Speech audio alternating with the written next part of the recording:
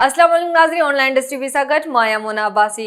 मुल्क में कणक ऐं अटे जी क़ीमतुनि में वाधि जी ज़िम्मेवार पंजाब हुकूमत करार। नेशनल वज़ारत फूड सिक्योरिटी समूरे मुल्क में कणक ऐं अटे जी क़ीमतुनि में वाधि जो ज़िम्मेवार पंजाब हुकूमत खे करार ॾेई छॾियो आहे। नाणे वारे वज़ीर शौकत तरीन कैबिनेट सेक्रेटरी जी निशानदेही सां इतफ़ाक़ कंदे मौक़िफ़ इख्तियार कयो त वज़ारतनि ऐं डिवीज़न खे पंहिंजी सतह ते मसइला हल करणु घुर्जनि, पर नेब जे ख़ौफ़ सबबि ब्यूरोक्रेट्स फ़ैसिला करण खां डिॼी रहिया आहिनि। कणक जी ख़रीदारीअ लाइ टियों इंटरनेशनल टेंडर 2021-22 जी मंज़ूरी बाबति बि नेशनल फूड सिक्योरिटी जी वज़ारत राज़ी न हुजण सबबि समिरी काबीना जी इक़्तिसादी राब्ता कमेटी (SCC) जे इजलास में पेश करण जी इजाज़त ॾिनी वई। मिलियल अखर मूजिबि वफ़ाक़ी काबीना जे इजलास में मेंबरनि तरफ़ां कणक ऐं अटे जी क़ीमतुनि में वाधि ते ख़दशनि जे इज़हार जे जवाब में नेशनल फूड सिक्योरिटी जी वज़ारत तरफ़ां वफ़ाक़ी काबीना खे आगाह कयो वियो त मुल्क में कणक जा वॾा ज़ख़ीरा मौजूदु हुआ, पर पंजाब हुकूमत तरफ़ां कणक खे जारी करण में देर सबबि क़ीमतुनि में वाधि थी वई आहे।